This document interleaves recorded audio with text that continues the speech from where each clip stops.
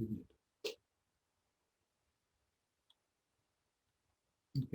on y va. Bonjour à tous et à toutes. Bienvenue à notre 7e émission. Ça me fait plaisir de vous revoir et je vous remercie pour votre fidélité. Encore une fois, nous sommes au Québec.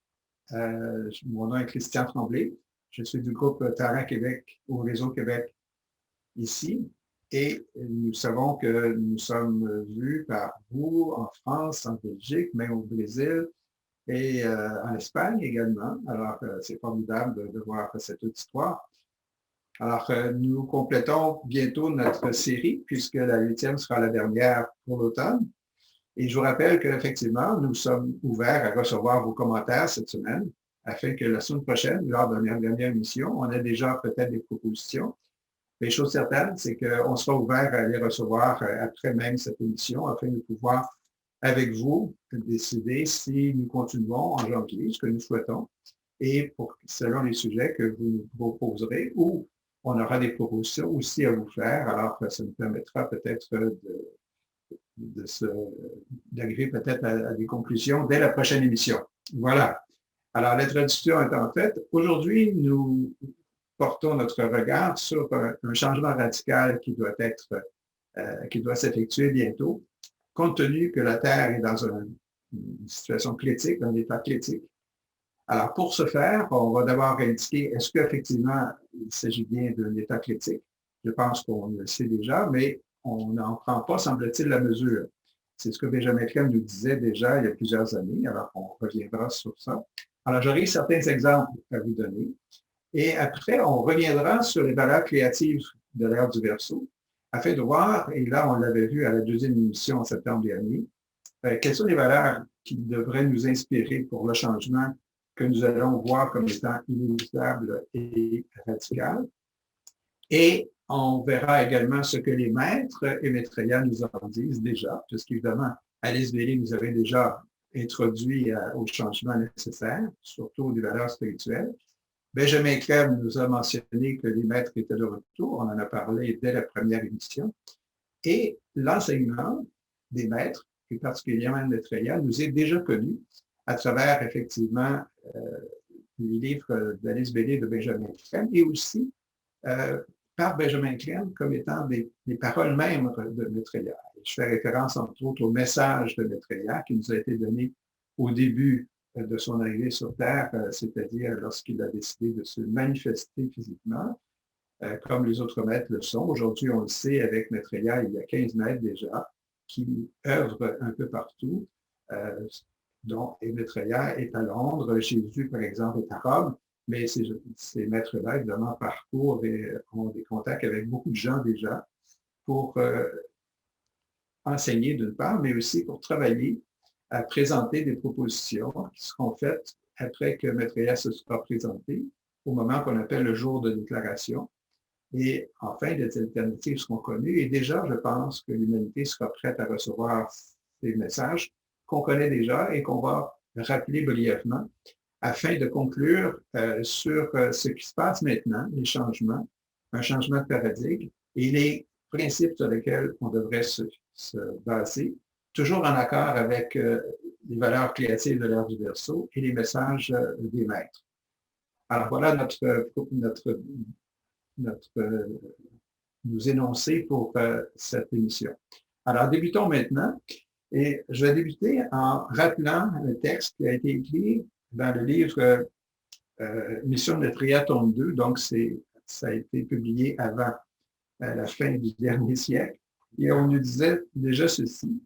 C'est justement le mésusage des ressources, la soumission aveugle aux forces du marché, la compétition, qui ont créé la pollution qui est en train de devenir une telle catastrophe écologique. Alors, on disait ça il y a plus de 20 ans déjà.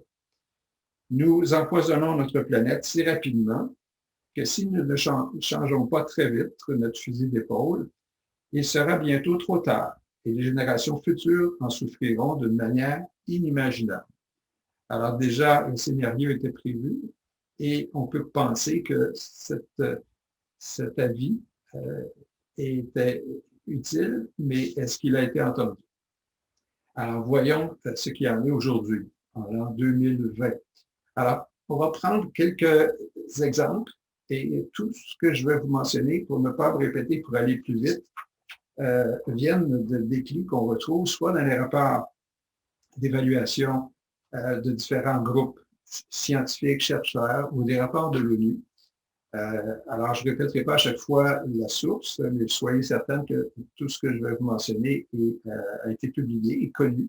On retrouve plusieurs articles dans la revue Partage international à ce titre, et je vous référerai à ce moment-là à certains numéros. Vous pourriez retrouver ça pour ceux qui sont déjà abonnés à la revue Partage international, ou que vous pouvez retrouver peut-être sur nos sites, certains articles qui sont déjà, ou des documents thématiques en font état également. Alors, le site auquel je vous réfère particulièrement, c'est le site au Québec, dont le nom est Partage international en un mot.ca.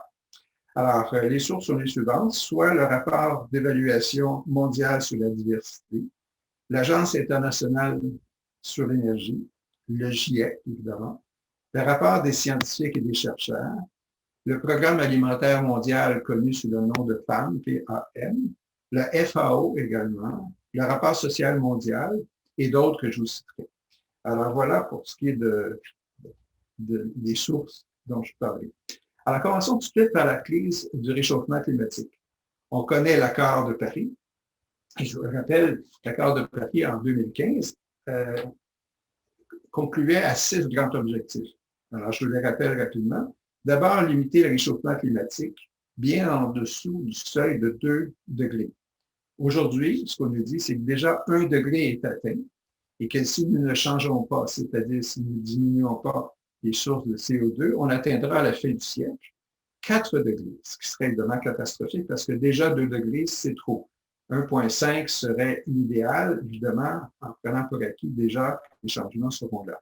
Deuxième objectif, c'était évidemment un premier accord à vocation universelle. On peut dire que ça a été atteint, quoique ce n'est pas encore tous les pays qui ont signé 5 ans après. Il en manque encore quelques-uns.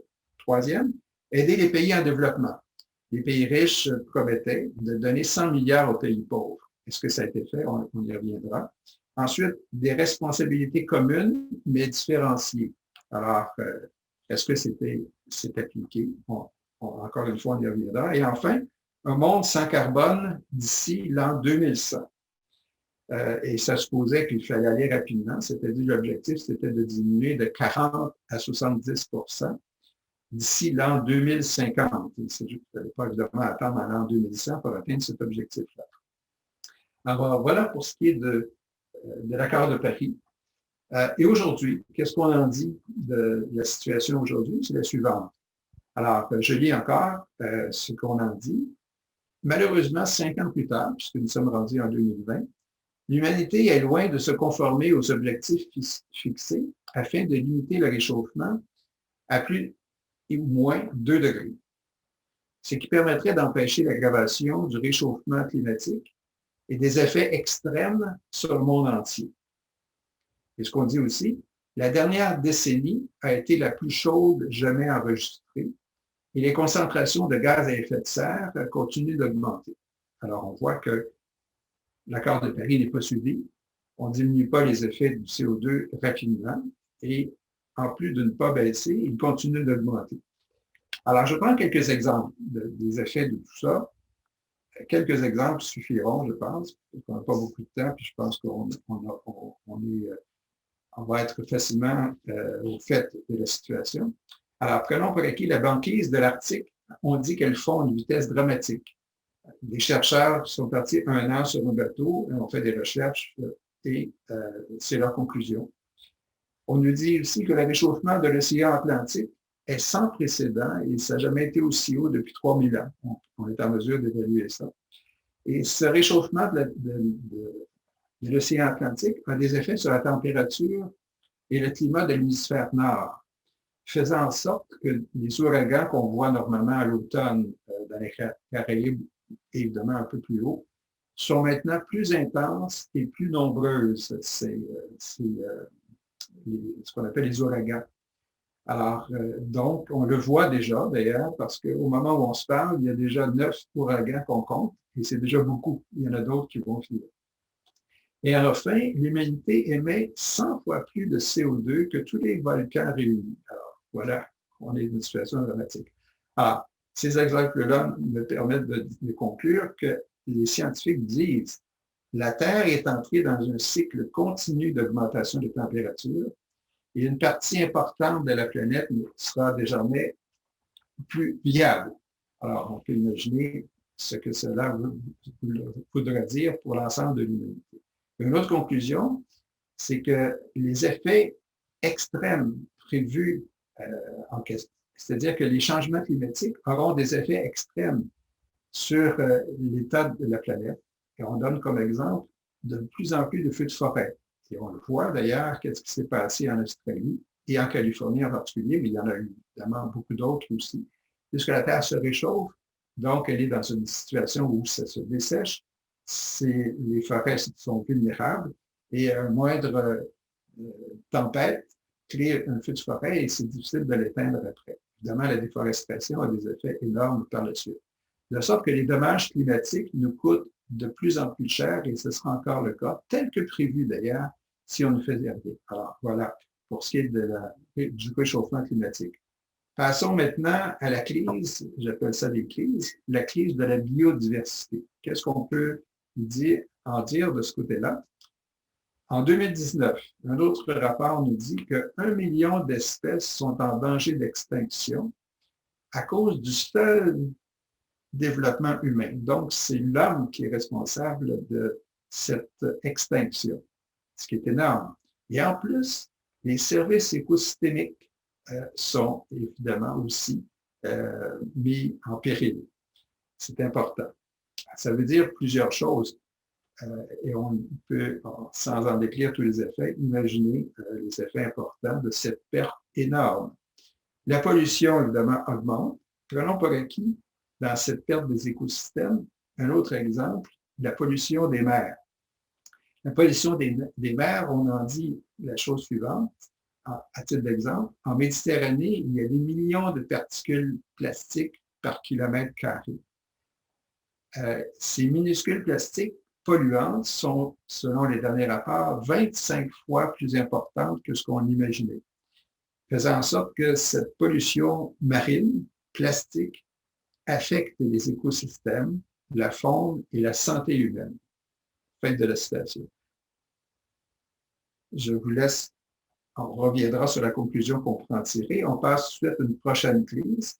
C'est la crise que j'appelle du maintien des sources d'énergie polluantes ou nocives. C'est important de le savoir puisque effectivement, on se rend compte que les sources d'énergie fossiles n'ont pas diminué et augmentent même.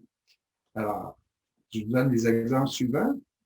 On sait en 2019 que 770 millions de personnes sur la Terre n'avaient pas accès à l'électricité et que 2,6 milliards d'êtres humains dépendent du bois pour cuire leur nourriture.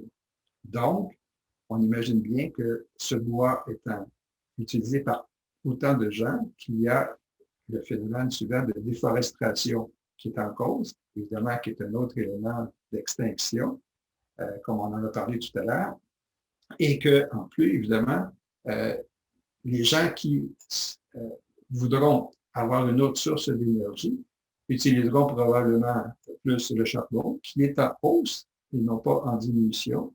C'est le cas en Inde, c'est le cas même en Allemagne, où il y a de plus en plus de sources. Le charbon sera davantage utilisé.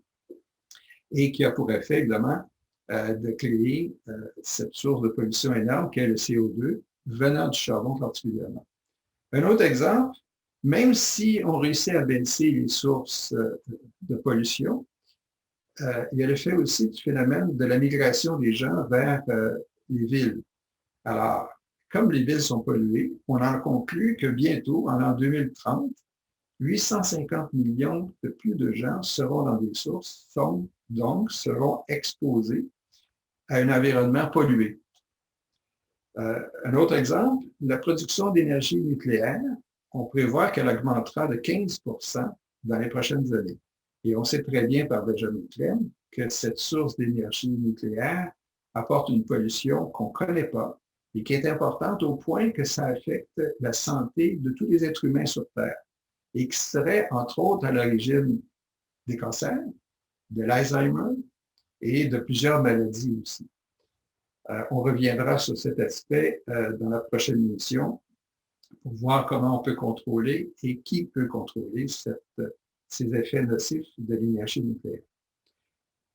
Alors, posons un premier regard, une première conclusion sur ce que je viens de vous dire d'entrée de jeu, c'est que la pollution est énorme et les effets prédits par Benjamin Crème dans la citation que je vous ai citée en début de notre rencontre sont effectivement là.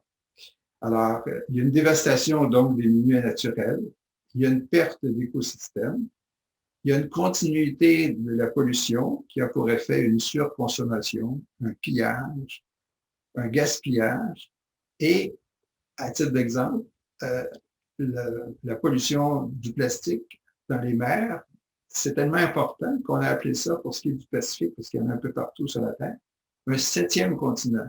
C'est-à-dire plusieurs fois la surface de la France se retrouve concentrée à un endroit en particulier dans l'océan Pacifique qui crée un 7e continent. Alors, et en plus, évidemment, de parler du réchauffement climatique qui empire. Passons à une autre crise. C'est important de savoir aussi. Il y a une crise concernant la nourriture. On sait que la nourriture est abondante sur Terre. Il y en a assez pour l'ensemble de la population, mais beaucoup de gens meurent de faim encore ou s'ils ont de la nourriture, ce n'est pas suffisant. Alors, de sorte qu'on arrive à la conclusion que 820 millions en 2018 ont souffert de la faim. 2 milliards sont sujets à une insécurité alimentaire modérée ou forte et que, effectivement, les guerres ou la pandémie qu'on voit apportera des famines, de sorte qu'on dit nous pourrions être confrontés à de multiples famines de proportions bibliques en quelques mois à cause de la pandémie. Alors, le scénario est là. Et en plus, on ajoute le fait que les biens alimentaires comme le blé font partie des bourses. C'est des choses qui se vendent avec un profit, de sorte que même si le blé est là, beaucoup de gens ne peuvent plus, je vous donne ça comme exemple, ne peuvent plus l'utiliser ou l'acheter parce que c'est trop cher. Donc, encore une fois, le système fait en sorte que la distribution n'est pas permise à tous. Une autre crise, je fais vite parce que j'aurai plusieurs alternatives à vous proposer par la suite, et c'est là, évidemment, une conclusion qui sera heureuse parce qu'on va pouvoir voir que l'être humain commence à se prendre en main comme il était proposé, comme il était souhaité, afin, entre autres, que les maîtres, dont maître Peignard, puissent se présenter. Alors, la crise suivante, on en a déjà parlé dans certaines de nos rencontres, c'était ce que j'appelle les inégalités. Évidemment, c'est très important, on le sait tous. Alors, quand on parle d'inégalités, c'est autant au niveau social, politique, économique et évidemment environnemental. Alors, on sait déjà que ces inégalités se retrouvent entre individus dans un pays, entre les pays pauvres et les pays riches, et même dans les pays riches, ça se retrouve entre les Noirs et les Blancs, prenons l'exemple des États-Unis maintenant en particulier, entre hommes et femmes, on l'a vu aussi, et en plus, l'environnement entre riches et pauvres. Et là, on avait établi que les riches polluent plus de 50% de toute la pollution sur la Terre. Pourquoi? Parce que c'est eux qui consomment beaucoup, c'est eux qui utilisent d'une façon, ce qu'on appelle la surconsommation, les biens. Leur niveau de vie est trop élevé et la pollution y est là. Donc, conclusion, il y a des inégalités importantes. 4 causes des inégalités se retrouvent, soit l'innovation technologique faisant en sorte qu'évidemment, beaucoup de gens ne travaillent plus, ce qui crée de la pauvreté et du chômage. Les changements climatiques, on l'a vu, deuxième cause. La troisième, l'urbanisation, on l'a mentionné parce que les gens vont de plus en plus dans les villes qui sont polluées.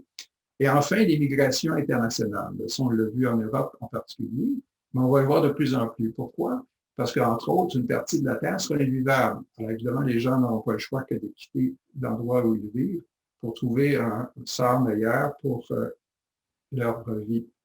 Alors, ces quatre causes-là, je vous en donne des exemples pour montrer que c'est actuellement, c'est en train de se faire. Prenons juste aux États-Unis, en Californie.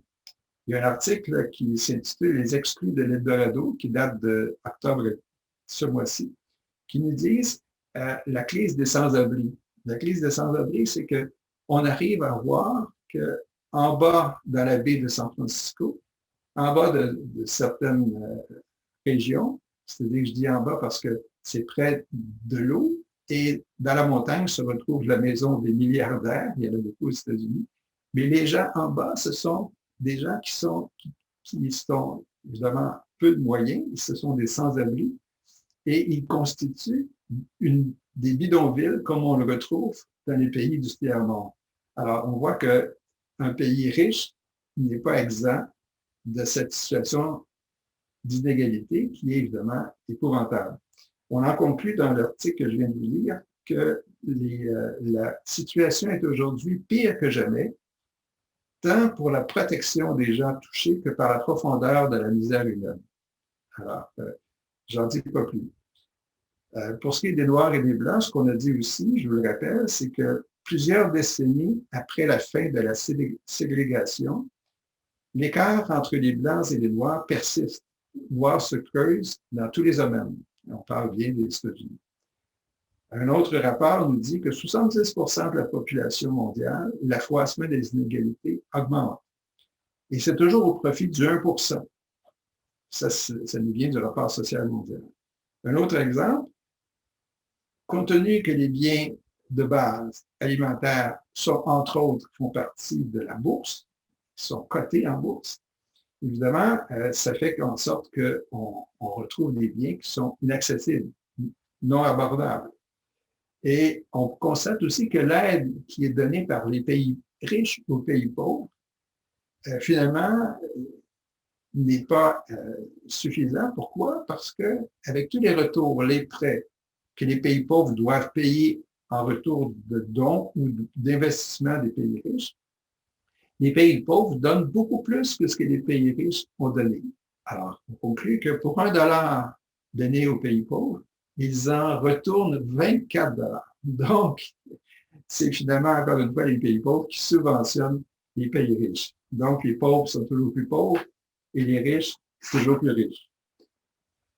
Un autre exemple, suite à la pandémie qu'on connaît maintenant.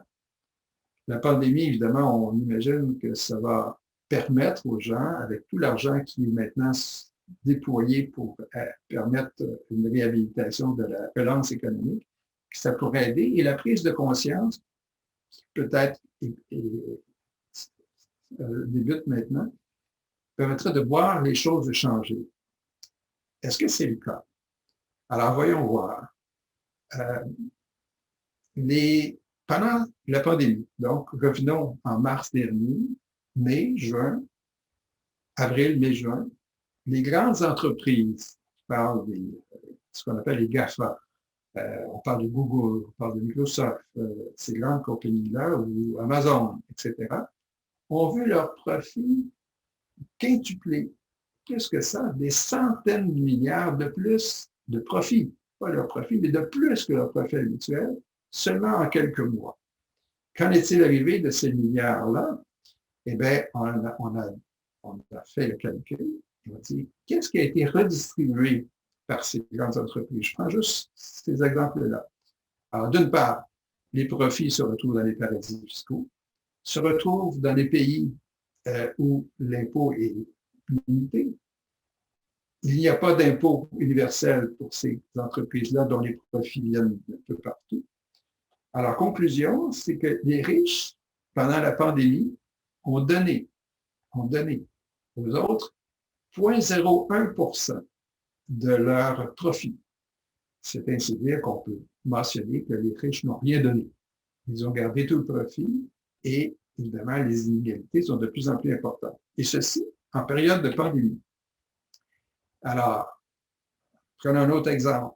On a débloqué dans les banques centrales et dans les banques privées des centaines, voire des milliers de milliards. 3 700 milliards environ a été mis sur le marché. Mais pour quelle fin? Vous avez eu la question. Les faits ont été de maintenir le système en état, c'est-à-dire que les banques et autres institutions connexes qui voyaient leurs profits diminuer à certains égards parce que l'économie était plus ou moins arrêtée, ont été évidemment, ont profité de cette nouvelle liquidité-là qui leur a été accordée, mais combien de ça a été remis, par exemple, pour la santé, pour l'éducation? Rien, ou à peu près rien. Et c'est là qu'on pouvait venir en aide aux gens, aux institutions, et de, enfin, favoriser les parties de nos sociétés, les services de base qui ne sont pas financés à juste titre. Alors, pourquoi ne l'ont-ils pas fait? Parce qu'effectivement, il faut maintenir le système, et c'est comme ça qu'on procède. Parce que tout est privatisé, comme on va le voir dans un instant. De sorte que la situation, on arrive à la conclusion qu'elle est socialement et politiquement insoutenable. C'est une conclusion, encore une fois, de notre rapport. Je donne un dernier exemple, en France particulièrement.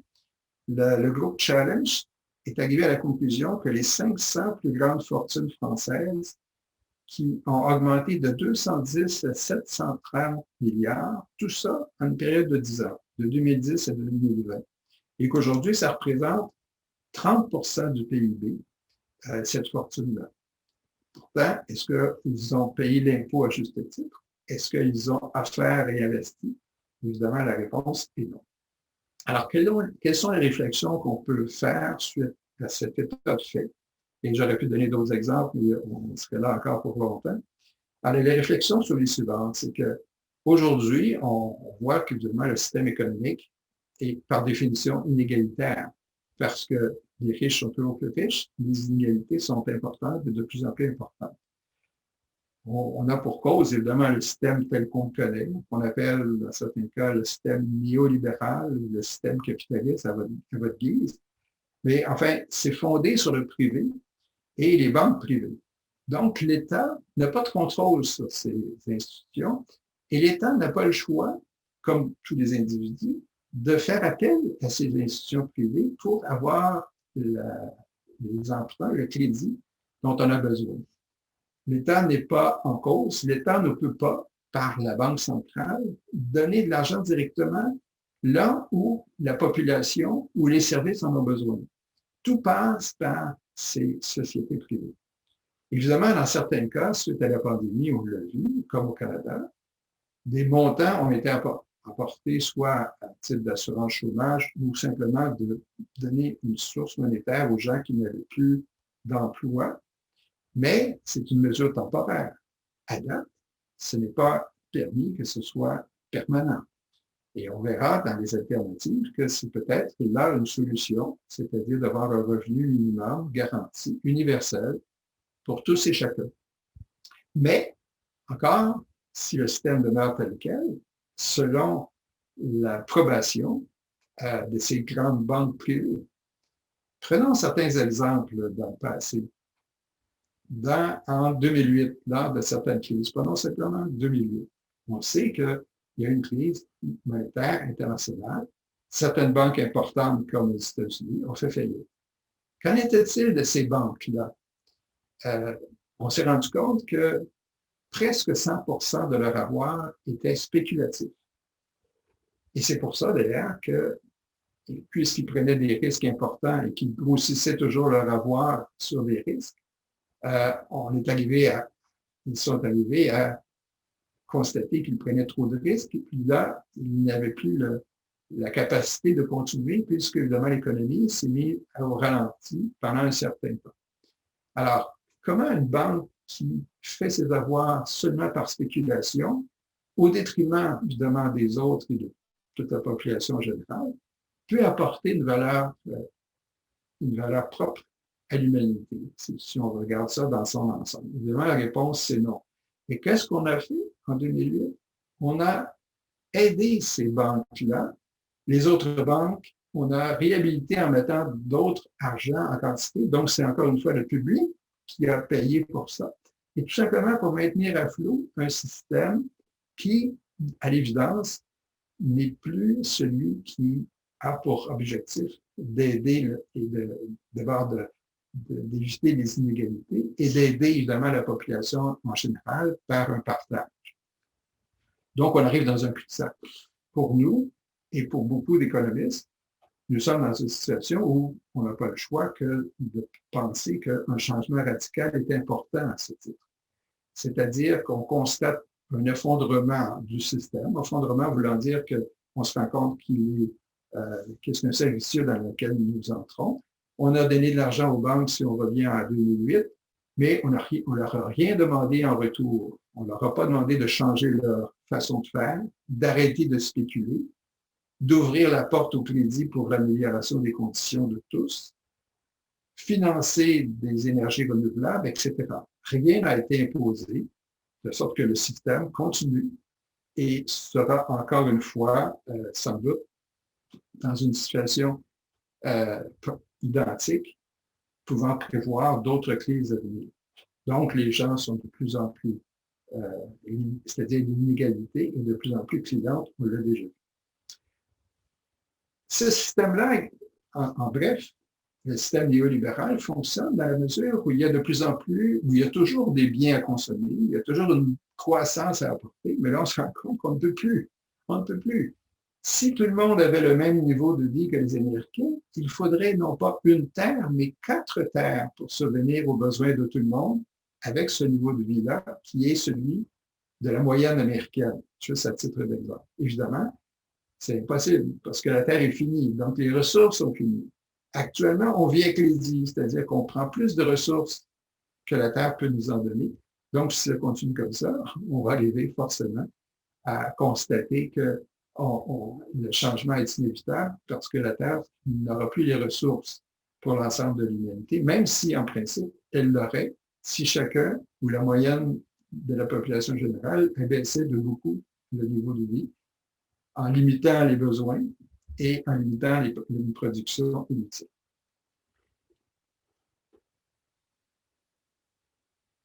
Alors, je prends un moment pour, si vous avez un exemple à vous donner, mais on n'a pas beaucoup de temps, alors je ne vais pas assez outre.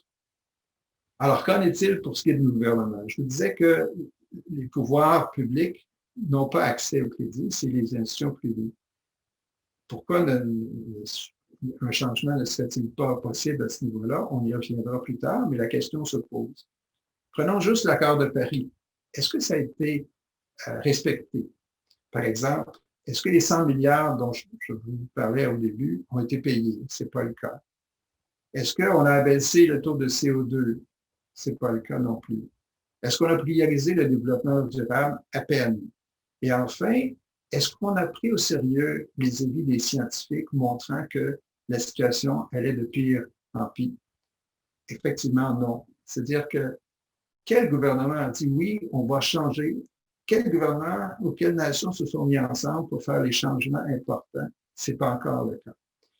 Alors, l'OCDE nous dit même, à savoir que si on ne fait pas les changements maintenant, à cause des réchauffements climatiques et avec les migrations qui s'en viennent, la situation va être de plus en plus onéreuse, voire impossible à soutenir avec tous les changements, évidemment, inévitables que ce réchauffement-là va apporter. Donc, on est au fait de ça, mais on ne prend pas les moyens à la hauteur de la situation, et en particulier en modifiant la façon dont le système économique existe et qui ne permet pas, évidemment, de pallier aux dangers et en plus de bien répartir la richesse mondiale. Nous consommons toujours plus, on l'a dit, et ce qu'on constate, c'est que les nations développées n'ont d'intérêt que pour leur propre développement et au détriment, évidemment, de l'ensemble de la population mondiale. Donc, une manque de conscience, la situation demeure dramatique. C'est notre constat, on n'y peut rien.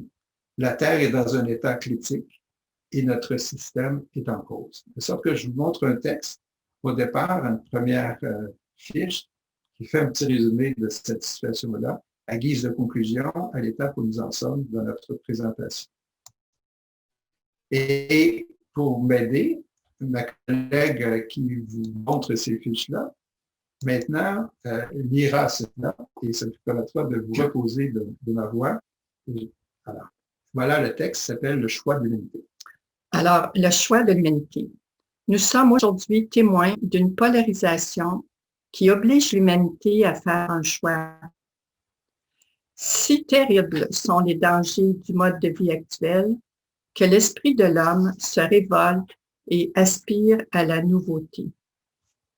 Le monde ne peut plus se permettre les écarts énormes entre le niveau de vie des pays riches et des pays pauvres. Ce déséquilibre est au cœur de nos problèmes politiques et économiques. Fondamentalement, c'est un problème spirituel, un choix entre le matérialisme et la séparation et le partage, la justice et la fraternité. Notre choix décidera du sort de l'humanité. Effectivement, posons-nous la question, est-ce que nous sommes prêts à faire un choix pour sauver l'humanité? Et si oui, quel est ce changement que l'on devra effectuer? Évidemment, je crois que la première question, la réponse vient immédiatement. Oui, nous devons faire un choix. Et on a déjà des alternatives, on a déjà des vues, on a déjà des moyens. On peut dire que ça commence à être en action, mais notre conclusion sera que ce n'est pas suffisant pour l'heure actuelle des choses. Mais revenons à la base. Quelles sont les valeurs qu'on a vues? Parce qu'on a déjà eu plusieurs rencontres. Une de ces rencontres parlait des valeurs créatives de l'ère du Verseau. On vous disait que nous entrions dans une ère de conscience de groupe et de travail de groupe. Et qu'effectivement, le partage et de reconnaître que l'humanité est une allait être la base de nos institutions et de notre démocratie et de notre façon d'agir. Alors, je vous rappelle certaines valeurs à ce moment-ci et ça va nous guider pour voir dans quelle mesure et dans quel sens orienter les choix qui sont devant nous. Alors, on vous a dit déjà que c'est l'égalité, on parle d'égalité comme principe de base, c'est l'égalité qui garantit que les droits et les besoins de 7 milliards, puisque c'est là la population d'êtres humains, sont respectés et pris en compte. La justice devrait être respectée de sorte que soit éradiquée cette injustice qui permet à une petite minorité d'amasser et de revendiquer toutes les ressources, tandis que la majorité souffre de faim ou lutte pour sa survie. Un autre passage qu'on a mentionné à l'époque. Un autre, la justice et le partage sont inextricablement liés.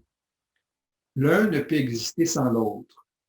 Tous deux reconnaissent les droits égaux de tous et ainsi l'interdépendance fondamentale, l'unité de l'humanité. Et enfin, un dernier extrait que je vous lis. Le partage est le seul moyen de mettre en place un système économique rationnel, générateur de justice. Selon Benjamin Crème, c'est l'injustice du système actuel qui le conduira à sa fin.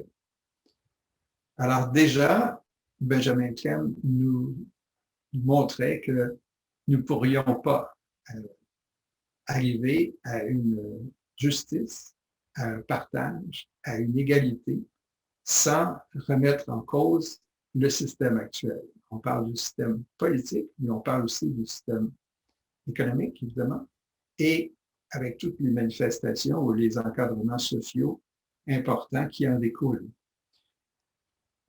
Ceci a été extrait, ces passages-là, soit d'articles venant de livres de Benjamin Crème, mais aussi de textes publiés dans la revue Partage international sous la mention Le Maître.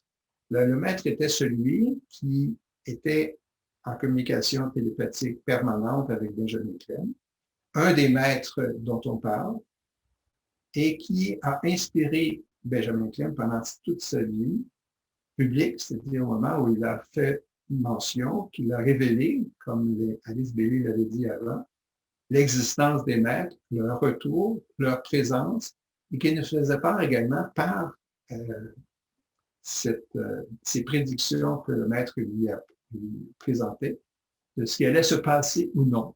Alors, c'est pour ça que le maître, par exemple, dans le texte que j'ai lu d'entrée de jeu lors de notre rencontre, nous disait il faut changer, régler les problèmes de réchauffement et de réchauffement climatique. Sinon, l'avenir de l'humanité est impensable.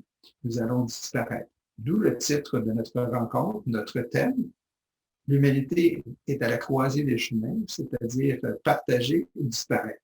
Le scénario est toujours là et c'est vraiment le choix que nous avons.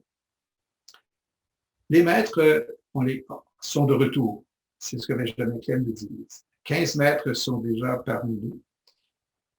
Ils ont actualisé leur enseignement à travers les livres de Benjamin Clem et directement par Benjamin Clem, lorsque, par exemple, Maitreya est arrivé, il a débuté son travail dans un corps physique à Londres en 1977.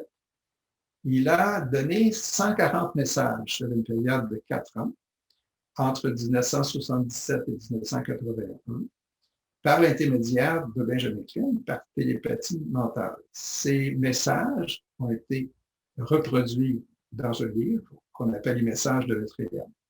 Et là, on retrouve certains énoncés, entre autres, dont j'ai pris certains extraits pour nous dire quel est le cadre, quel est le message des maîtres et de Maitreya en particulier, transmis par Benjamin Clem, pour faire le changement que nous devons faire et qui, selon toute vraisemblance, sera fait puisque l'humanité verra bien que ce changement est inévitable et qu'ils feront le pari de faire de notre planète une planète radieuse, comme nous le souhaitons tous. Alors, donc, en plus de faire connaître leur présence, des informations ont été données encore une fois par Benjamin Clem, entre autres, de nous dire que la hiérarchie étant le groupe de maîtres, à la tête duquel se trouve Maitreya, présent maintenant physiquement, travaillait déjà avec de nombreuses personnes, ici et là dans le monde, personnes évidemment au fait, ouvertes d'esprit, et qui acceptaient la présence de ces maîtres et qui préparaient les bases d'une nouvelle civilisation, rien de moins.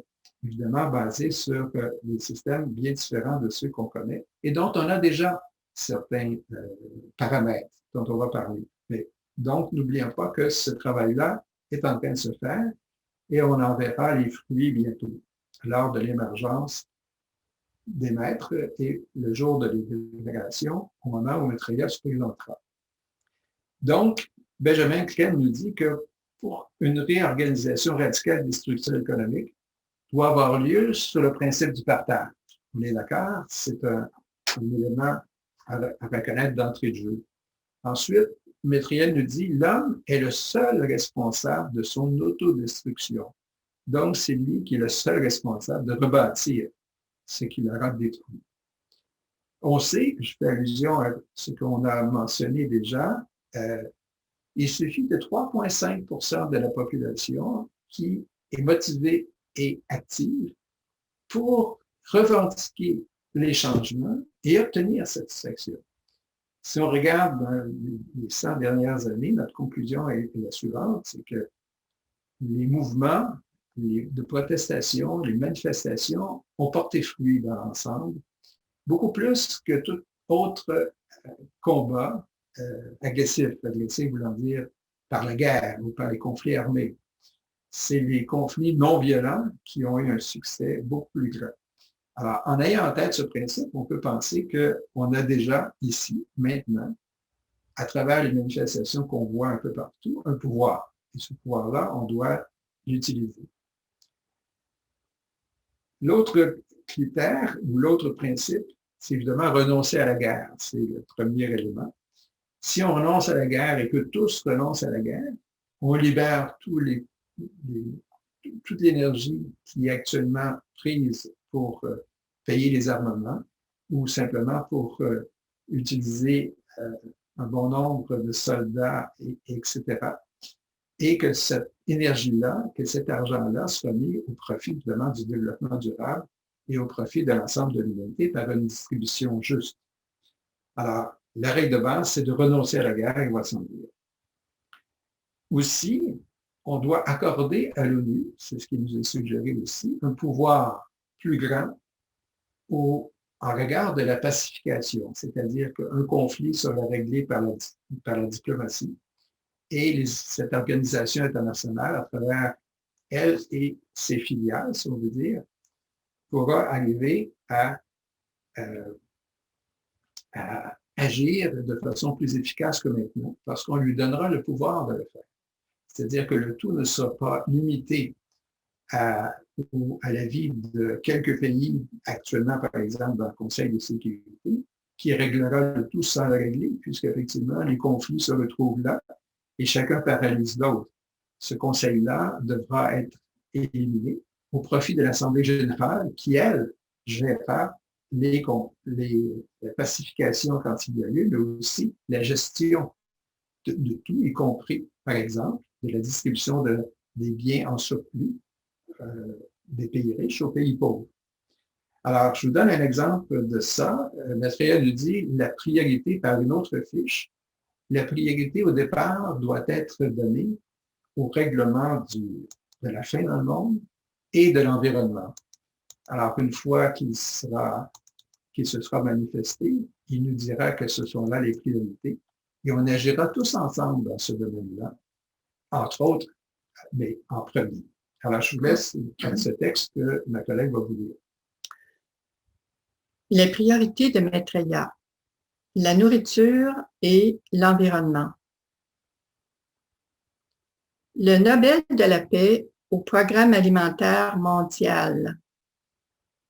Une nécessité puisque, selon ses estimations, 690 millions de personnes, 1 sur 11, souffraient de sous-alimentation chronique en 2019. Et sans doute davantage cette année à cause de la pandémie. L'homme a ravagé et pollué la terre. Il a porté gravement atteinte à son environnement.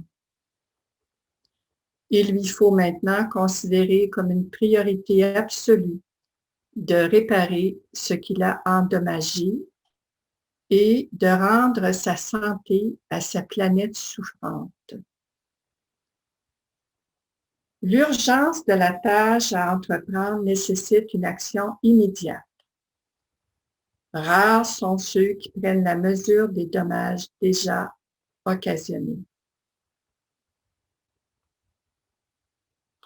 Voilà, merci. Alors, on se rend compte effectivement que c'est bien là les priorités. On le voit à titre d'exemple, puisqu'on a parlé de la nourriture, déjà, le PAM, c'est-à-dire le Programme alimentaire mondial, nous disait, d'abord financé intégralement par des contributions volontaires, avait agi depuis son existence en 1961 en distribuant 15 milliards de rations et ce programme a assisté 97 millions de personnes dans 88 pays. 88 pays, on parle seulement de la dernière année, donc c'est tout récent. Alors, ce programme-là est de plus en plus important. Ça montre bien que les problèmes de faim, les problèmes de sous-alimentation sont encore plus importants aujourd'hui qu'ils ne l'étaient en 1961. En effet, par exemple, on dit que la faim, d'ici 2030, semble hors d'atteinte, c'est-à-dire éradiquer la faim semble hors d'atteinte d'ici 2030, ce qui est un objectif qu'on remet toujours. En l'an 2000, on disait ça sera fait en 2015. En 2015, ça n'a pas été fait. Là, on a repoussé ça à 2030. On n'en voit toujours pas la fin, mais ce qu'on nous dit, c'est que ça ne sera pas atteint, cette éradication-là. C'est hors d'atteinte si les tendances actuelles se maintiennent et s'empirent, évidemment, avec la pandémie dont on parle aujourd'hui. Alors, après, ce que les maîtres nous disent maintenant et qu'ils nous diront davantage une fois qu'ils se seront manifestés publiquement après le jour de déclaration, c'est qu'il faut rendre accessible la technologie à tous et le savoir. au profit évidemment des services de santé, d'éducation et pour l'ensemble de la population. Il faut aussi, et c'est là un autre principe qu'on reconnaît, je crois, que les ressources mondiales sont un bien commun et que les États qui en jouissent doivent être garants de ça au profit de l'ensemble de l'humanité et non pas à leur seul profit. Donc, on suggère d'établir un système de troc plutôt que le système économique qu'on connaît maintenant. D'ailleurs, un des rapports de l'ONU mentionnait qu'effectivement, l'ONU devrait jouer un rôle de plus en plus grand de gouvernance et d'autorité, puisque les pays auront accepté ou devraient accepter de partager leur souveraineté au profit de cet organisme-là et évidemment, donc, qui gérera le bien commun et les ressources, dont la nourriture, évidemment la technologie et autres. Alors, évidemment, la conclusion, c'est qu'il faut renoncer aux structures actuelles, ne pas s'y attacher et s'ouvrir à du renouveau. C'est vraiment le choix inévitable qu'on doit faire. Alors, sur quel principe, c'est-à-dire sur quelle alternative pourrons-nous nous fier pour réaliser ces principes-là dont on vient de parler? Alors, quelles sont les nouvelles règles de développement? Beaucoup pensent déjà à des alternatives. On a une littérature importante qui commence à être mise en œuvre, mais qui tarde aussi, puisque le système fondamental demeure le même. Donc, effectivement, même si on est dans une voie de changement, ce changement est encore trop timide en la constance. Mais il y a quelque chose. Donc, j'aimerais vous faire un bref tableau de ce qu'il y a comme possibilité. Et après ça, on verra quelle est la meilleure démarche, ou du moins ce que je crois être ce qui a été dit par des chercheurs, des scientifiques qui n'ont pas des propres démarches personnelles à ce titre. Donc, on doit finalement profiter de la situation pour changer. Et comme point de départ, je vous montre une autre fiche qui vous donne un peu la balise qui est celle qui doit nous guider pour les changements profonds qu'on doit opérer dès maintenant. Alors, voilà. L'évolution de l'humanité doit être spirituelle. Ce n'est pas l'intelligence qui nous fait défaut, mais la volonté spirituelle. Nous avons de grands idéaux, mais avons tendance à nous en contenter et à nous imaginer qu'ils se réaliseront d'eux-mêmes. C'est à nous de les mettre en œuvre. Ce dont nous avons besoin, c'est de spiritualité appliquée, mise en pratique. Il est temps que tout le monde comprenne que le mot spirituel s'applique à tout ce qui contribue activement à l'amélioration des conditions de vie de l'humanité tout entière, au progrès du plus grand nombre. Ainsi, les structures que nous devons créer dans les domaines politiques, économiques et sociaux doivent être fondamentalement spirituelles dans leur motivation.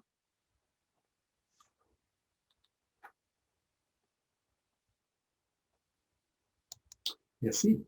Alors, effectivement, quand on parle de spiritualité, on parle d'évolution. Alors, cette évolution-là, c'est toujours dans un cadre d'amélioration, quel que soit le type. Alors, donc, on doit agir à plusieurs niveaux, ça va de soi. Alors, déjà, comme je le disais, les choses sont en marche. Alors, voilà un premier projet.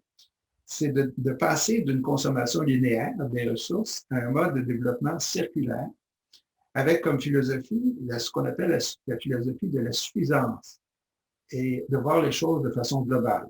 Effectivement, beaucoup d'énoncés le proposent. Global, c'est-à-dire de le voir à l'échelle planétaire d'une part, et suffisance voulant dire à partir du moment où nos besoins sont satisfaits, on n'a pas besoin de plus. Donc, le surplus doit être maintenant évité. Et s'il y a surplus, de le mettre au profit de ceux qui n'ont pas suffisamment de biens ou de ressources dans tous les domaines. Évidemment, au départ, pour bien manger, pour bien se loger, pour être bien éduqué et d'avoir justement les services de santé aussi, pour atteindre la démarche qui va de soi, d'avoir le temps et la connaissance pour se développer spirituellement. Alors, je vous donne un exemple de choses qui s'en viennent. Par exemple, la présidente de la Commission européenne récemment disait qu'il faut profiter de la pandémie pour ouvrir une ère d'opportunités et rendre nos économies plus durables et nos sociétés plus saines.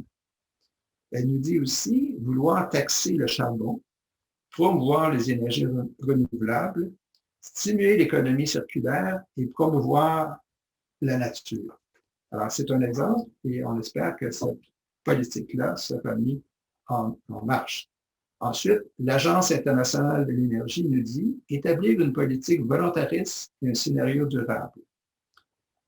Une autre institution aux Pays-Bas nous dit nous avons besoin de changements structurels et transformationnels de nos systèmes de production d'énergie et de consommation. Il s'agit du groupe Potsdam Institute for Climate Impact Research. Je passe à un avis donné par Thomas Piketty, dont on a parlé déjà. Je cite, « Face à tous ces changements de révolte, il est temps de reconstruire un modèle économique plus équitable et plus durable sur le plan environnemental, ce qui impose de réduire les inégalités. » Et ceci, c'est un avis qui a été donné en septembre dernier. On l'avait cité déjà, entre autres avec une entrevue qu'il avait donnée avec M. Stiglitz, qui arrivait à la conclusion identique que la réduction des inégalités était évidemment inévitable. Donc, le plan de relance, qui est celui qu'on dit être nécessaire et qui débute avec le recul de l'économie, la croissance de l'économie suite à la pandémie, on doit le revoir pour revoir si effectivement le principe de la croissance est toujours utile. C'est décroître pour croître parce que le système veut que ce soit ainsi. Autrement dit, s'il n'y a plus de crédit, le système monétaire s'arrête parce qu'il est basé par définition sur le crédit. On fait un crédit en le bâtissant de rien et après, il continue de lui-même puisque tout le monde est à utiliser le crédit et non pas que le crédit soit au service de la société civile. On dit aujourd'hui finalement que c'est nous qui sommes au service du crédit ou des marchés ou des banques. Alors, le système est à l'envers. Il faut le reprendre. Déjà, en France, vers le milieu du dernier siècle, on avait rendu la Banque de France publique. C'est-à-dire qu'elle pouvait aider directement la population. Évidemment, ça a été fait dans le cadre du Parti socialiste qui avait pris le pouvoir à l'époque. Mais peu de temps après, avec le changement de gouvernement, le vieux système qu'on connaît aujourd'hui encore est revenu et l'État a perdu le contrôle. Alors maintenant, on dit que c'est un élément de solution, c'est de reprendre le contrôle, mais sur un système qui sera évidemment différent, un système de troc dont on a parlé et que les maîtres nous mentionnaient et que j'ai mentionné il y a un instant. Un autre exemple de ce qui se passe maintenant, il y a une création déjà de ce qu'on appelle aux États-Unis le Green New Deal. C'est une sorte de plan Marshall écologique mondial. Alors, il y a déjà un montant important qui se construit actuellement afin que des projets de développement pour aider l'ensemble de l'humanité dans de multiples situations puissent s'opérer sous ce couvert de Green New Deal. Donc, on a, et j'arrête tout de suite en vous disant, comme conclusion, on a les moyens, on a les sous, on renonce à la guerre, on a un potentiel qui se libère. On peut, effectivement, comme on l'a fait pour supporter les banques, on peut prendre l'argent nécessaire, le système monétaire est là pour aider dans un cadre d'institutions publiques, aider au développement, puisqu'on aura choisi les types de développement, non pas dans un but de faire des sous, mais dans un but d'avoir un développement économique permanent, équitable et qui est basé sur le partage. Est-ce qu'il y a des actions, est-ce qu'on a les moyens de le faire? La réponse est oui, je viens de le dire.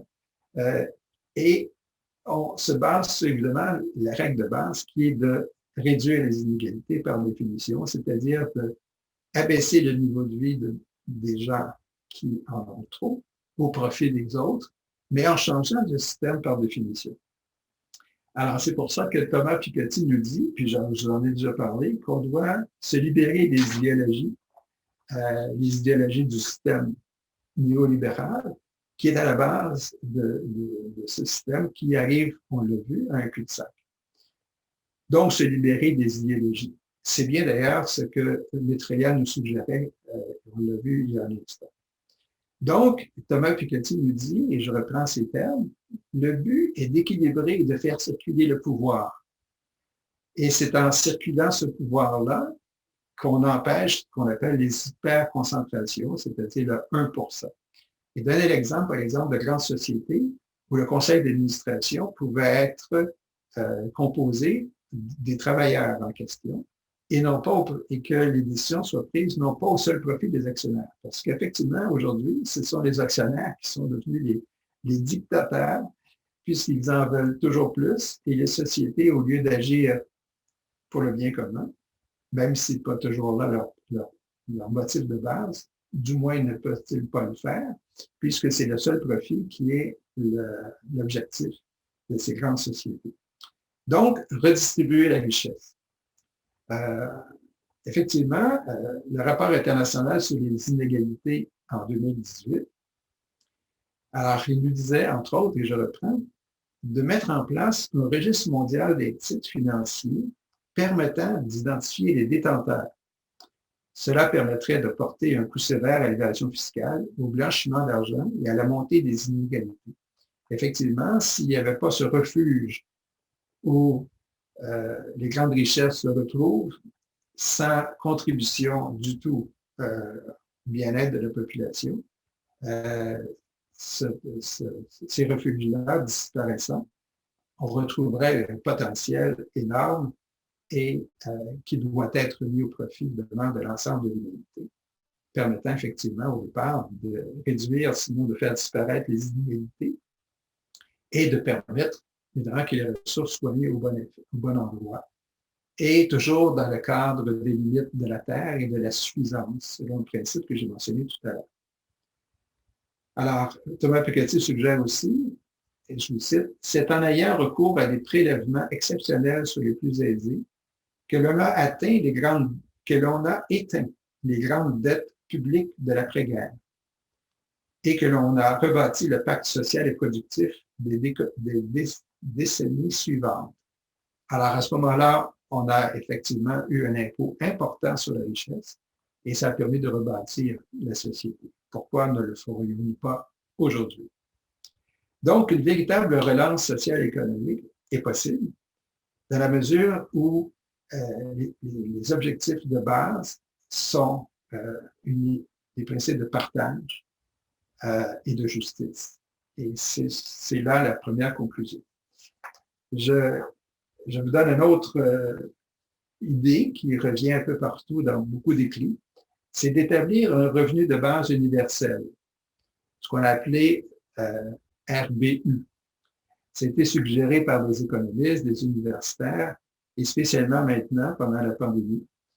Les individus ont besoin de liquidité, évidemment, mais ça devrait être une mesure permanente, universelle, et on devrait l'établir maintenant. Et ça réglerait le sort de grand nombre de plus d'1 milliard de personnes qui vivent avec moins d'$1 par jour et qui peuvent à peine survenir à leurs besoins de base, c'est-à-dire la nourriture. Donc, on peut conclure déjà que les changements importants sont utiles, nécessaires. On a les ressources, je l'ai vu, et si on avait un développement durable, on a chiffré le fait que 26 milliards seraient libérés dans le monde qu'on pourrait utiliser à d'autres fins que ceux qui sont utilisés maintenant. Donc, il y a un potentiel énorme qui n'est pas géré au profit du bien commun.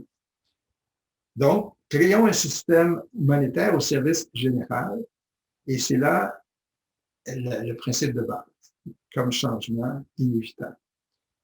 On devrait avoir une démocratie véritable suivant le principe du bien commun, incorruptible, il va sans dire, Une monnaie permanente gérée par les banques publiques et au profit, effectivement, du plus grand nombre.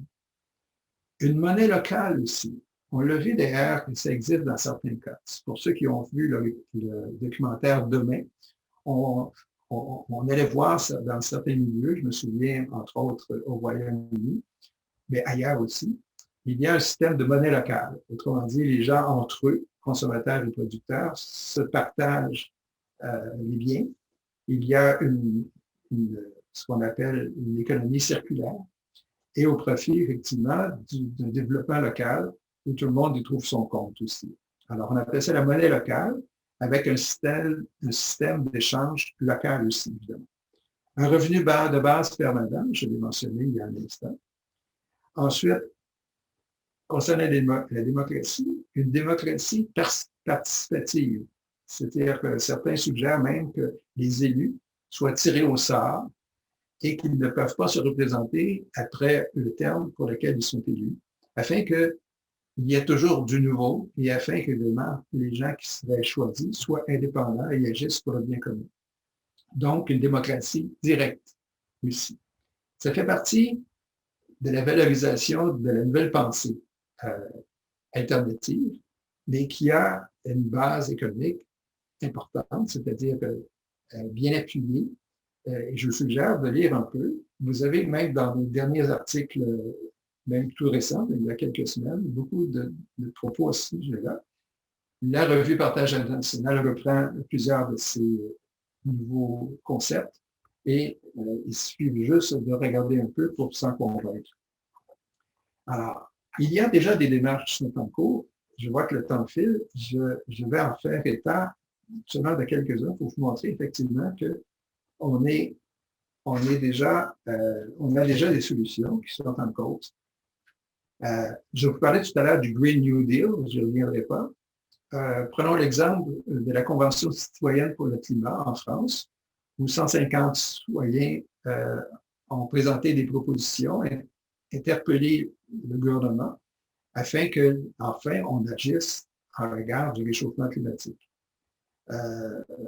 On a la revue L'Obs en France qui a plusieurs émissions particulières sur les changements climatiques, la pollution, et qui apporte une information importante. La Fondation pour la nature de l'homme de Nicolas Hulot aussi participe, entre autres, à ce qu'on appelle l'affaire du siècle, qui est la pétition, qui fait suite à la pétition en France de 2 millions de personnes et qui a débouché sur une poursuite prise contre le gouvernement qui n'en fait pas assez pour combattre le réchauffement climatique. Et cette poursuite ou ce recours doit être mis en état bientôt. Au Québec, il y a eu le pacte de la transition écologique il y a 2 ans, c'est-à-dire qu'un groupe de personnes ouvertes et évidemment propres au changement climatique, entre autres, a écrit à ce texte, ce pacte-là, en demandant aux citoyens de le signer, c'est-à-dire de s'engager à faire des mesures qu'ils peuvent faire tous les jours pour aider évidemment à régler le problème de pollution et de réchauffement climatique. Et ils ont déposé ce pacte-là et cette pétition-là au gouvernement qui, semble-t-il, l'intégrera, et on l'espère, en changement, en ayant une politique nettement plus agressive contre le changement climatique. Entre autres, pour les gens du Québec, je vous invite à signer ce pacte-là si vous ne l'avez pas déjà fait. C'est encore possible. Il suffit d'aller sur le site web sous le titre « Pacte pour la transition écologique ».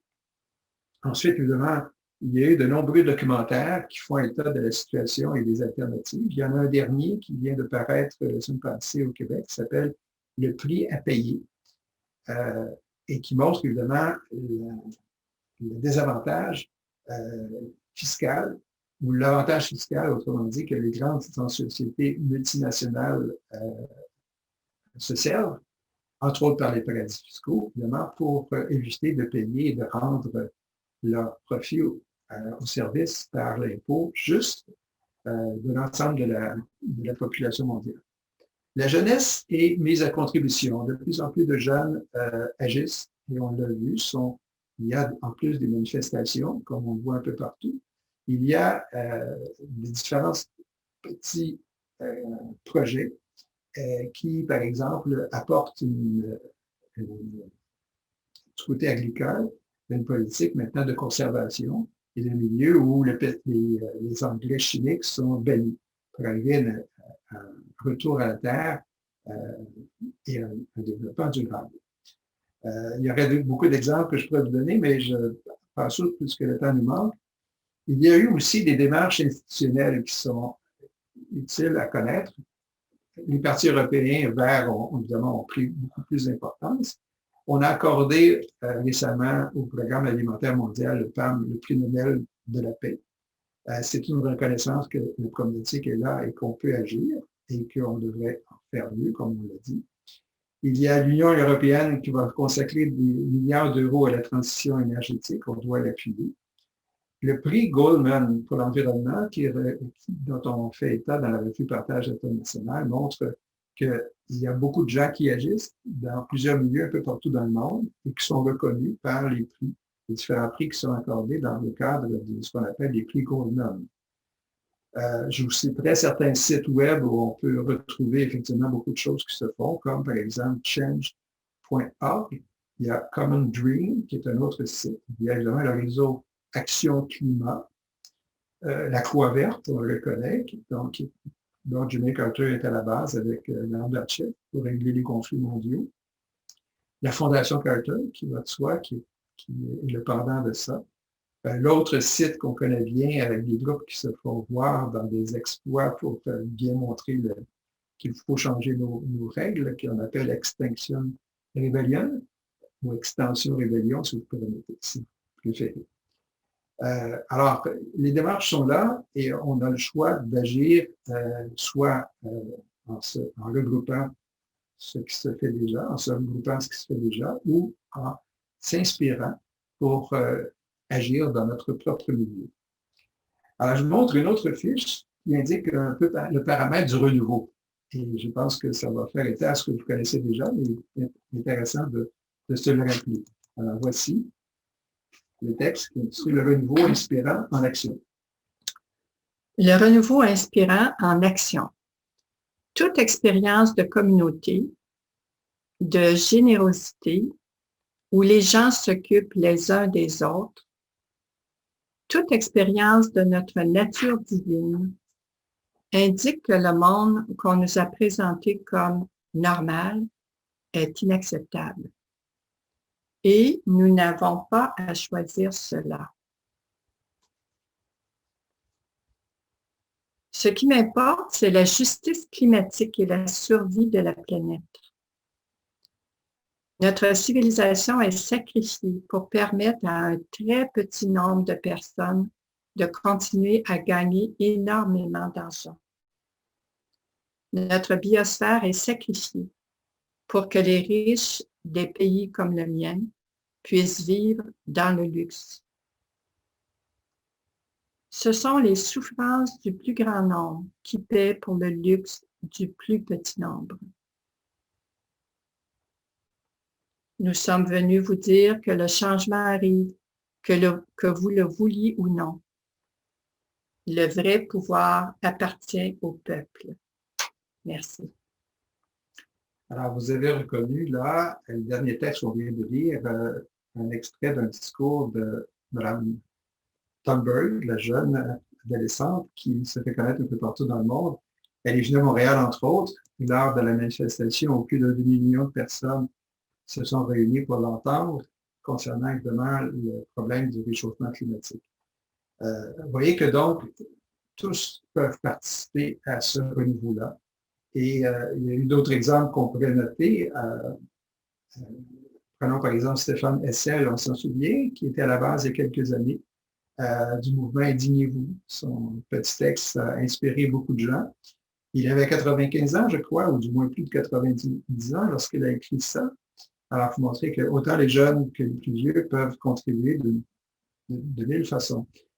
Au Canada, on reconnaît la valeur des livres de Mme Naomi Klein, dont le dernier, qui s'intitule « Dire non ne suffit plus », est un autre exemple aussi. On a eu d'autres textes qui ont été écrits en France par M. Klein, qu'on connaît, qui est une journaliste à la revue Le Monde, qui s'intitulait « Comment les riches détruisent la planète » en 2007. Et l'autre, « Pour sauver la planète, sortez du capitalisme » en 2009. Alors, encore des ouvrages inspirants que je vous suggère. On retrouve également d'autres articles que je voudrais vous citer, j'en prends un au hasard, de M. Jason Hickel, qui s'intitule « La fracture », précis sur les inégalités mondiales et les solutions à apporter. Alors, on retrouve le condensé de son étude dans la revue Partage international du mois de mars 2019 et d'autres. Alors, pour vous dire que si on veut connaître et discuter et présenter ces alternatives, il y en a.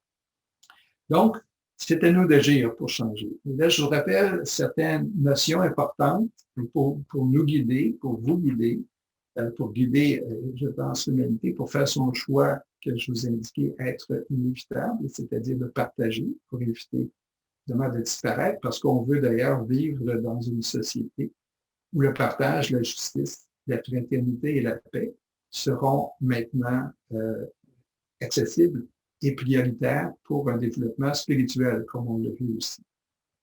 Alors pour ça, on doit se rappeler certains messages qui nous ont déjà été donnés par Maitreya. Je vous mentionnais qu'il nous en avait donné 140 par l'intermédiaire de Benjamin Crème entre 1977 et 1981. Alors, si on regarde certains de ces messages, il nous dit bien la base fondamentale des changements qu'on doit faire est déjà établie et il faut se le rappeler. Évidemment, il faut agir, mais dans un contexte où on reconnaît qu'une démarche personnelle est à faire. On l'a vu d'ailleurs dans d'autres émissions au début, la deuxième émission aussi, mais aussi à la quatrième, lorsqu'on vous parlait des messages des maîtres qui nous guidaient pour créer ensemble cette nouvelle civilisation basée sur les valeurs dont je viens de parler. Je fais référence à certains messages, c'est comme ça qu'on les a appelés, de Maitreya. Donc, c'est les propres paroles de Maitreya que Benjamin Crème nous faisait connaître, et non pas évidemment des conférences que M. Benjamin Crème nous avait données. Alors, je vous cite 4 références et je prends quelques extraits pour vous dire ce que Maitreya nous en disait. Le message, par exemple, numéro 93, je vous dis qu'en 140, on dit « Le crime de la séparation doit être banni de ce monde. Voilà le but que je vous propose. » Message 117, « Libérez-vous à tout jamais du fléau de la séparation, de la solitude et de la peur. » Un autre, 123, « Le crime de la séparation, de la division et de l'anarchie doit disparaître de ce monde. Tout ce qui entrave la manifestation de la divinité de l'homme doit être banni de notre planète. Ma loi remplacera la séparation. Ma loi est celle de l'amour, de la fraternité, de la justice et de la paix. Sachez cela et suivez-moi. » Alors, c'est le message qu'il nous a déjà donné Maitreya et qu'il nous probablement redonnera lorsqu'il se présentera au jour de la déclaration. Et je termine avec un autre, il y en avait d'autres, mais je me limite à 4 passages. C'est le message numéro 126 qui dit ceci. « Vous, mes amis, n'êtes en rien différent de Dieu. Manifestez votre divinité et devenez les dieux que vous êtes. Mais d'où viennent alors les obstacles? Ils viennent de l'homme, par le rejet de la loi, par la séparation de l'homme avec l'homme, de l'enfant avec l'enfant. Lorsque les hommes réaliseront cela, le monde pourra de nouveau respirer et resplendir. » Dans le fond, ce qui est en cause, ce que je constate, c'est que évidemment, tant qu'on ne se sera pas identifié à son âme, c'est-à-dire de connaître la vérité et d'agir en conséquence, de rendre notre personnalité, comme on l'a vu dans le cadre d'une rencontre sur la méditation, par l'Antakarana, entre autres, au service de l'âme, nous pourrons demeurer dans le mirage et l'illusion. Il nous faut agir en allant chercher la source de notre inspiration spirituelle, la vérité, et c'est l'âme qui la détient. Donc, encore faut-il être à l'écoute de l'âme et d'agir en conséquence. En bref, ce qu'on peut conclure de ces passages-là que je viens de vous lire, c'est que la séparation, la haine, la solitude, la division et enfin l'anarchie, si on veut, doit être remplacée, on sera bien d'accord pour le faire, par l'amour, la fraternité, la justice, évidemment la vérité. Et ceci se concrétise parce qu'on doit dire, et c'est là aussi des propos qu'on retrouve dans les messages de Maitreya, ce qu'on appelle une spiritualité pratique.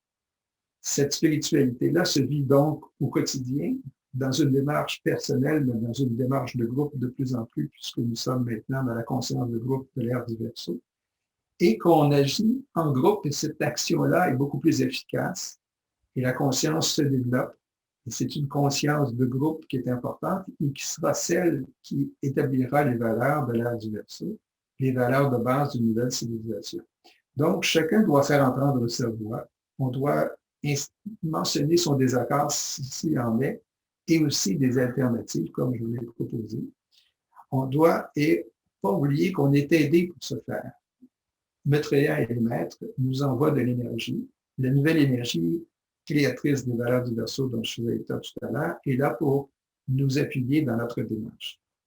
Alors, c'est à nous d'agir et d'être convaincus que c'est la démarche qu'il faut faire, d'être convaincus qu'il faut changer et d'être convaincus que l'avenir de l'humanité sera radieux parce qu'on prendra les décisions nécessaires à cette vie. Alors, pour ce faire, on peut invoquer, c'est la nouvelle règle, l'invoquer cette énergie-là. Et pour mieux concrétiser ce que je veux dire, je vous présente une autre fiche qui concerne l'invocation. Alors, cette invocation-là se fait parce qu'on invoque l'énergie des maîtres et aussi, elle peut se faire également par l'intermédiaire de la méditation de transmission dont on a parlé, où on utilise entre autres le texte qu'on appelle la grande évocation et qui est évidemment la base de la méditation de transmission, mais ce texte-là doit être, et ce qui était proposé par Maitreya, lu à chaque jour, permettant cette invocation-là et cette inspiration-là aussi pour agir en conséquence des choix qu'on a mentionnés maintenant. Alors, je vous laisse à la lecture de ce texte.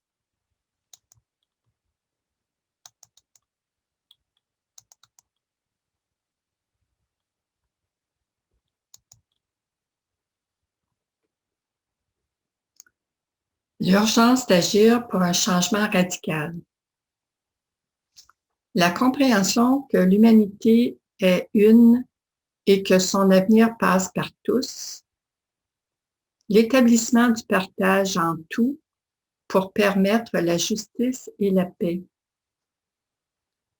le développement de relations justes, de la coopération dans la liberté de tous, de nouvelles constitutions des pays basées sur les trois principes de liberté intérieure, nationale et spirituelle, le marché, fondé sur la coopération, au service de la société civile, une démocratie participative agissant par consensus, un système international souverain de partage de la richesse, l'établissement de politiques de réconciliation, de respect de la diversité, de recherche de l'unité et d'harmonie, la responsabilité des affaires mondiales assumée de plus en plus par les Nations unies, réglant les problèmes internationaux et agissant comme observateur et organisme de surveillance, le renoncement à la guerre et aux armements. Merci. Alors, on peut voir que les champs d'action sont nombreux. Alors, j'ai voulu ici faire un petit résumé de toutes les pistes de réflexion et d'action qu'on pourrait avoir. Alors, à ce moment-là, c'est à nous à les choisir. Alors, on a lu ce texte-là lentement, justement, pour que vous preniez conscience qu'il y a un éventail important. Mais avant de vous laisser, un dernier mot qui, disons, englobe le tout, c'est-à-dire que nous sommes dans une période très importante. Je vous invite à le réaliser à nouveau. D'abord que l'état de la planète est dans une situation critique importante, il faut agir. Et aussi penser que c'est le moment de le faire. C'est-à-dire nous sommes dans une période très importante de changement. C'est-à-dire que l'humanité n'a pas eu à choisir d'une façon aussi dramatique que maintenant. On n'a pas le droit de se tromper, mais si on s'oriente en fonction des valeurs spirituelles dont on a mentionné, on est certain d'agir conformément avec notre propre démarche, dans une démarche spirituelle, en fonction de notre propre capacité, qu'on ne doit pas avoir la peur de dire divine, puisque nous sommes des êtres divins. Et en tant qu'êtres divins, évidemment, c'est la fraternité et le partage qui doivent dominer. Et dans cette démarche-là, on doit réaliser qu'on n'est pas seul, qu'on agit en groupe avec les maîtres qui nous offrent leur énergie et qui nous offrent, dans le fond, la vérité, qui est la même pour tout le monde. On a tous une parcelle de cette vérité-là. La conscience de groupe va nous permettre de joindre nos parcelles pour trouver effectivement les moyens propres à notre propre développement et à notre propre futur. Alors, je vous laisse sur un autre texte qui s'intitule « Une opportunité offerte à saisir », c'est-à-dire de s'inspirer l'invocation de cette énergie-là qui nous est offerte pour mieux agir. Alors, voilà. Une opportunité offerte à saisir. Il existe un sentiment croissant que nous nous dirigeons vers un point de crise, un point culminant dans l'histoire de l'humanité. Comme le dit le maître Descartes, mon conseil à ceux qui acceptent la possibilité du retour du Christ maintenant est d'agir comme si c'était vrai. De cette façon, ils attireront à eux l'énergie du Christ qui le leur prouvera et les conduira à cette conviction intérieure d'où peut jaillir un véritable service. Ce qu'il faut maintenant, c'est un acte de foi. Tous ceux qui répondent à son appel au service maintenant s'élisent dans cette fraternité de lumière par laquelle son œuvre peut être accomplie. Jamais auparavant, occasion de service d'une telle puissance n'avait été offerte aux aspirants et aux disciples du monde.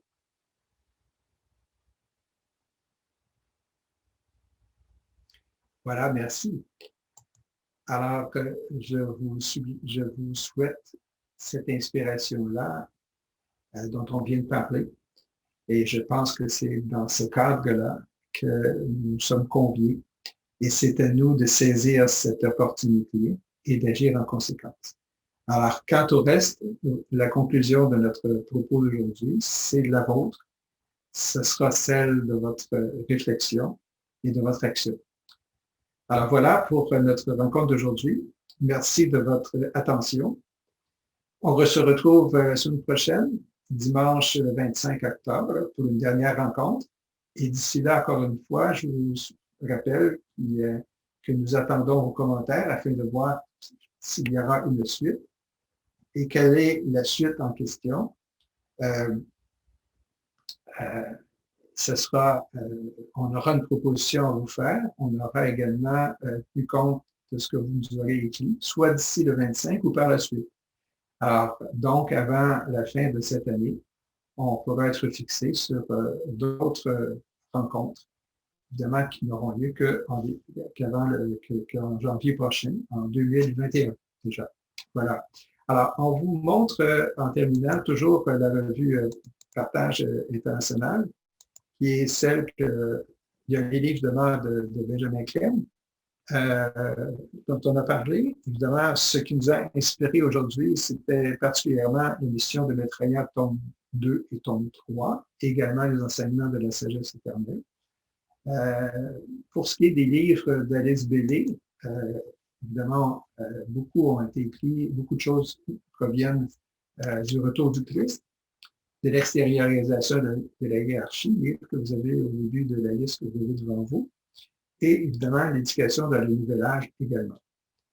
La revue Partage international, maintenant, c'est une revue qui regroupe beaucoup de ce qui se fait, des bonnes nouvelles, c'est-à-dire des changements prévus ou en marche. Alors, je vous invite à vous abonner et à relire peut-être certains articles, spécialement dans l'année 2019, où on retrouvait beaucoup de ce qui nous a inspiré pour notre rencontre d'aujourd'hui. On se laisse donc sur les références. On vous les montre maintenant.